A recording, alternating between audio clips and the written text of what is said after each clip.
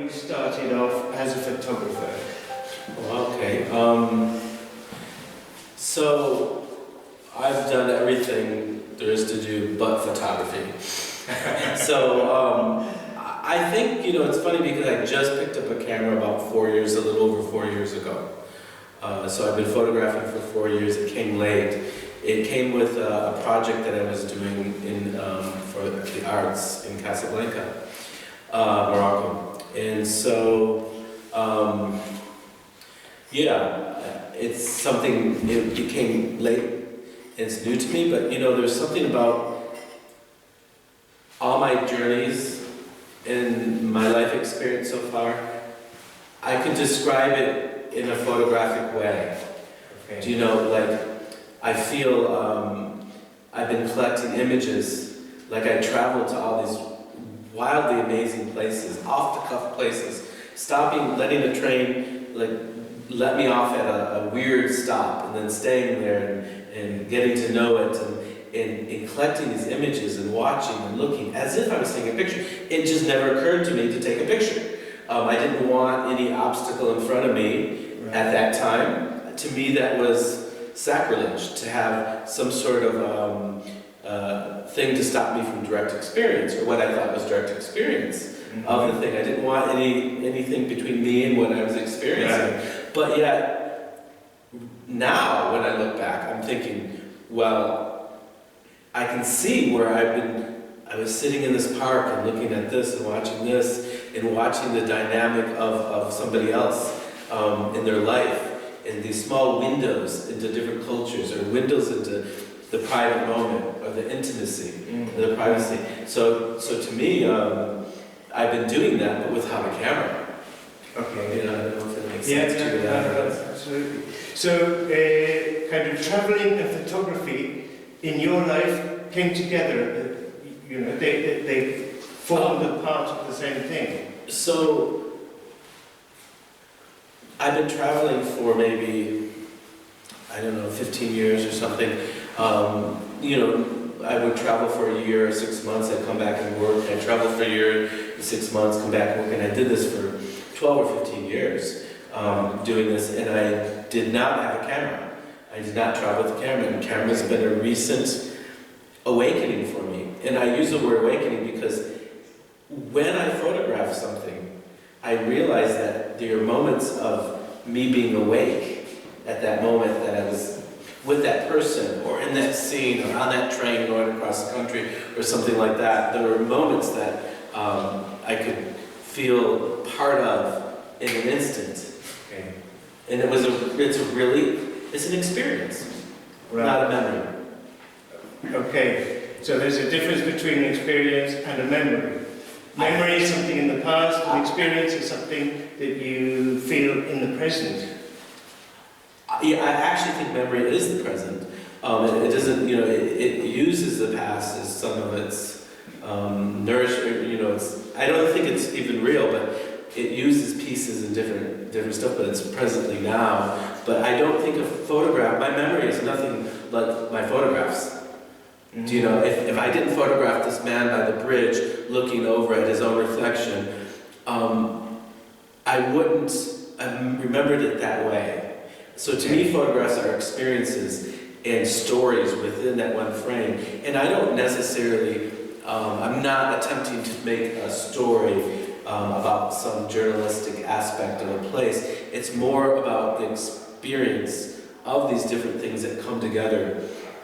Okay, no, Okay. I think I get it, yes, because you're doing something not in retrospect, the idea of sort of taking a photograph so that someone later on can see, oh, that's what I did, that's where I was. Absolutely not. Not even, okay. It really hadn't even occurred to me when it was this last 4 years taking pictures. It's about the experience of doing it, of being alive, and there's just like moments of awakeness, awareness, or whatever you want to call it. Right. And I enjoy it. That's why I started it, because I enjoy it. Right. Okay. So, I mean, it's not like a holiday snap where you show people, that's where I was, that's the hotel we stayed. But I don't show people. Do you know what I mean? Up until recently, for some of the books that we did this last year, and for things, No. Mm. No, I don't. I mean, there's nothing wrong with using photography for that purpose. I think it's great, and I used to have scrapbooks as a kid and that kind of thing, but that's not why I'm doing it now. Right. Do you know? Yeah. I don't know why I'm doing it now, it just makes me feel good, and I do it. Right. Okay. What's your relationship with your subjects? I mean, when you're taking a photograph, do you communicate with the people you're taking a photograph? Sometimes, yeah. Sometimes. I think that I travel to make contact with the place, with the person. Sometimes you're invisible.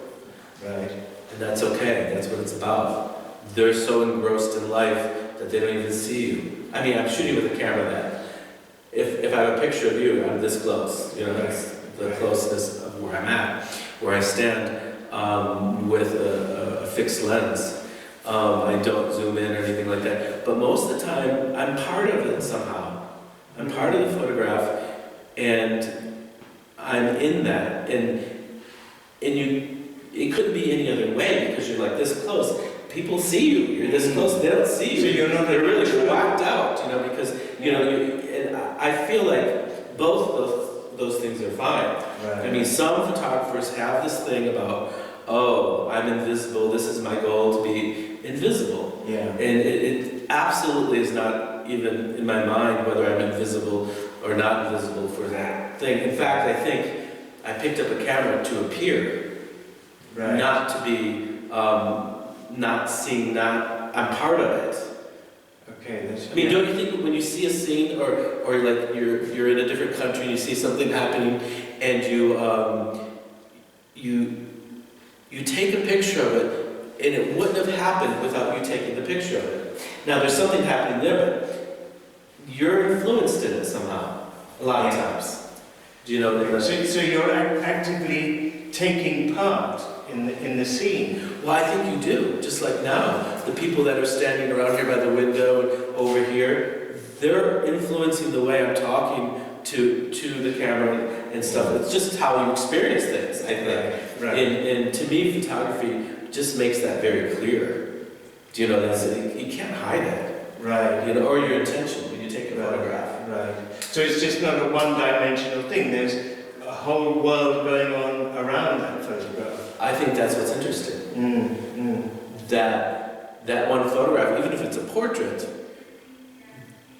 we fill in what's not there. Right. Not what's there, I think, anyway. Yeah. And that's otherwise we would just use film.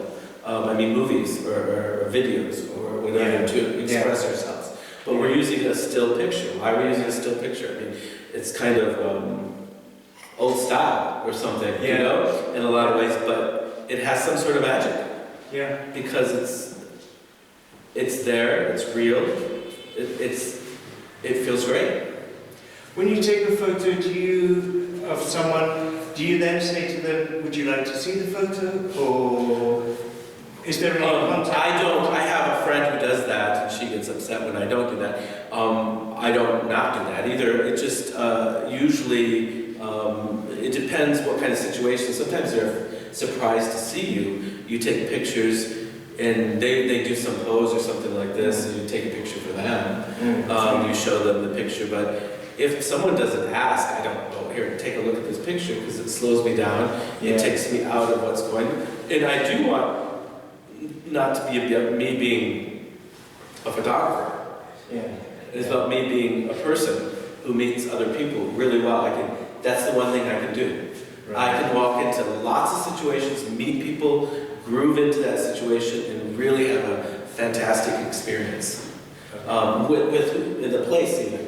And I think that's why I like it, because I'm just, my volume is like up here. You know, my resonance and my feeling of being alive is up here when I'm photographing.